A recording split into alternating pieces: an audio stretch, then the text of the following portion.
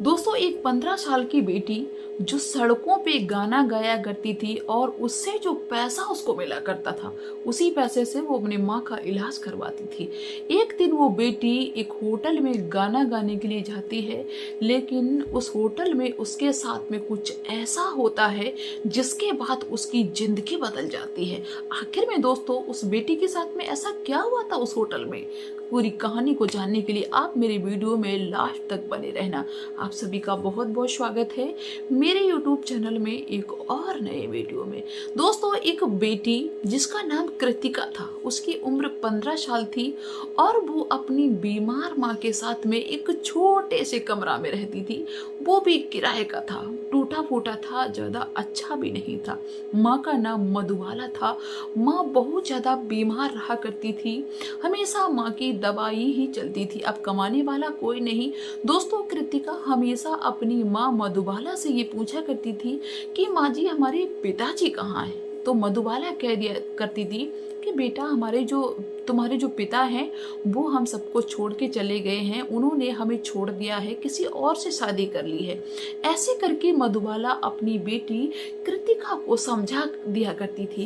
दोस्तों, और वक्त गुजरता है, ऐसे ही वो बच्ची गाना गाती है सड़कों पे और उससे जो पैसे मिलते हैं उसी से अपना पेट भी भरती, माँ की दवाई भी लाती, सब कुछ मतलब उसी पे निर्भर हो चुका था। कमाने वाला कोई दूसरा था नहीं, ना कोई भाई है, ना बहन है, ना पिता है, बस अकेली माँ है, वो भी बीमार।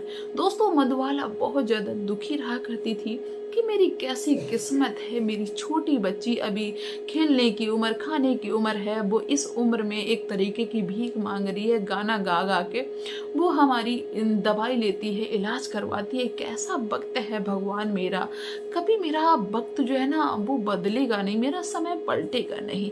दोस्तों, ऐसे करके मधुबाला इतनी दुखी रहा करती थी कि जो दवाई लेती थी वो दवाई भी सही से नहीं फायदा करती थी, क्योंकि टेंशन बहुत ज्यादा मधुबाला के अंदर रहा करती थी। दोस्तों, ऐसे करके दिन गुजर रहे थे। एक दिन की बात है कि वो जो कृतिका थी वो सड़कों पे गाना गाती। अब रोज डेली कहाँ तक गाए, रोज सड़कों पे गाना गाती थी तो कोई पैसे भी ज्यादा नहीं देने लगा था।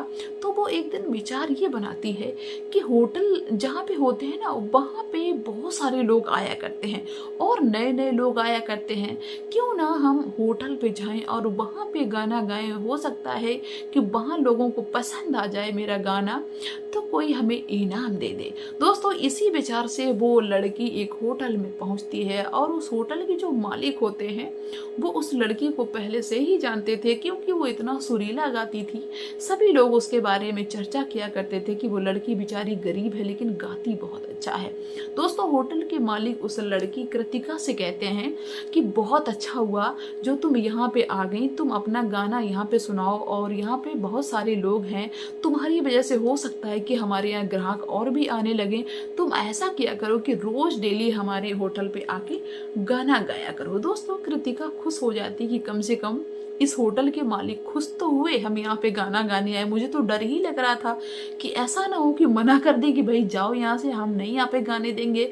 दोस्तों, एक कोने में वहाँ माइक भी था। पहले कृतिका बिना माइक के गाती थी, लेकिन वहाँ पे माइक भी था और ऐसी कुदरत की मेहर, वहाँ पे एक हारमोनियम भी रखा था और एक व्यक्ति होटल में ऐसा था जो बजा भी लेता था। वहाँ पे बहुत सारे लोग बैठे हुए थे। तो दोस्तों, साज-बाज भी जब मिल जाता है और जब कृतिका गाना गाना शुरू करती है तो इतना अच्छा गाना गाती है, इतना अच्छा गाना गाती है कि वहाँ पे जितने भी लोग बैठे होते हैं बहुत ज़्यादा खुश हो जाते हैं। सभी लोग उसको इनाम देते हैं। लेकिन वहाँ पे क्या होता है कि कृतिका देखती है कि वहाँ पे एक ऐसी महिला बैठी हुई है जो उसको बहुत ज़्यादा घूर घूर के देख रही है। यहाँ तक कि जब कृतिका गाना गा रही थी तो बीच बीच में कृतिका की जब नज़र उस महिला पे पड़ती थी तो महिला भी कहीं ना कहीं बहुत ज्यादा घूरती हुई दिख रही थी। कृतिका को ये बात समझ में नहीं आ रही थी, ये महिला इस तरह मुझे क्यों देख रही है, वो कुछ भी नहीं समझ पा रही थी। दोस्तों, जब गाना खत्म हो जाता है कृतिका का, तो वो महिला आती है कृतिका के पास में और कहती है कि चलो थोड़ी दूर हट के चलो, मुझे तुमसे कुछ बात करनी है।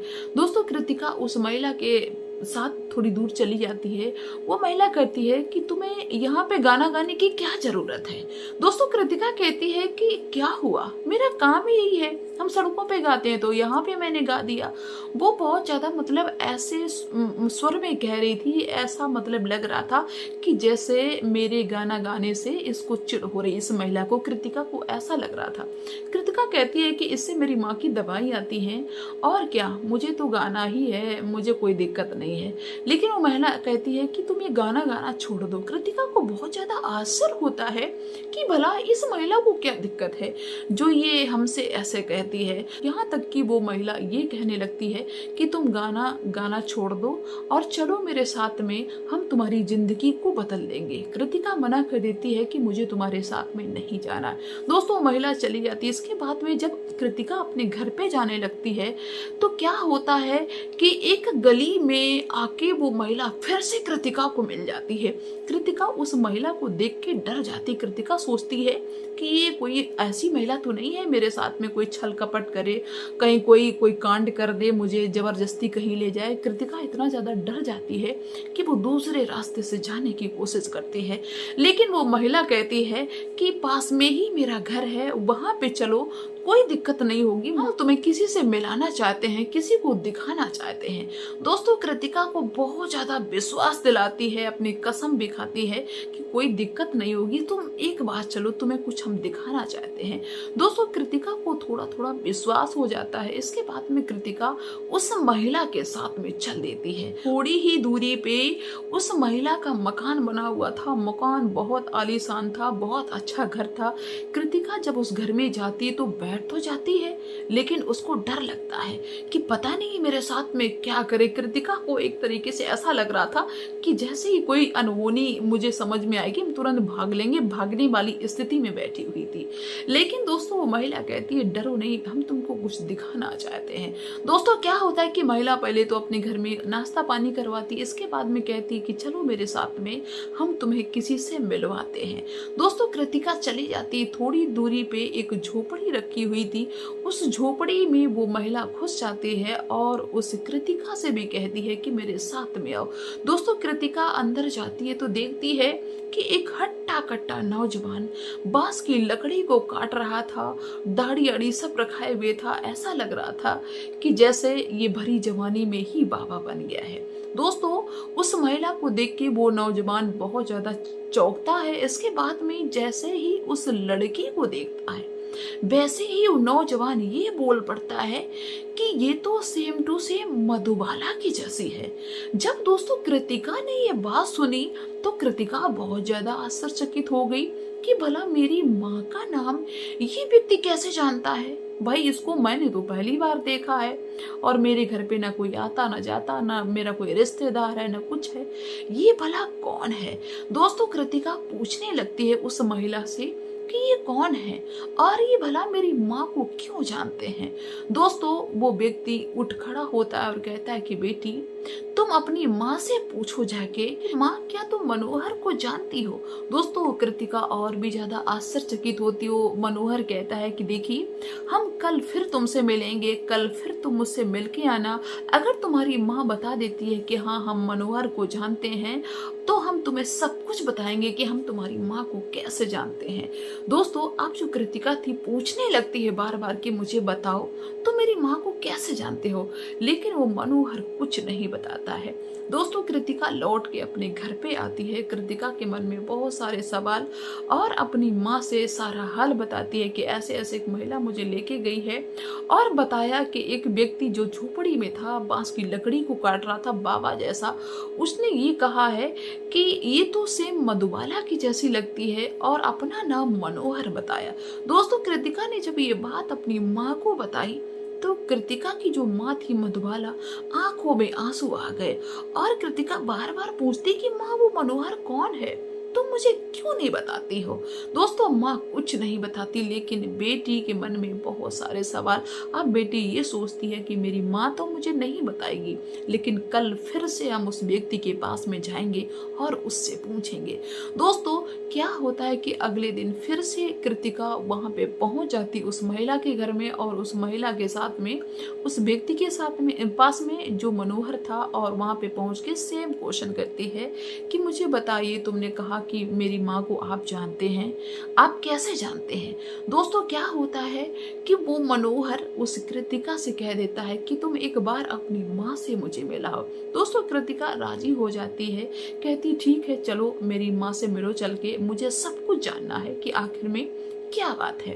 दोस्तों क्या होता है कि वो महिला और मनोहर और कृतिका साथ में चल देते हैं।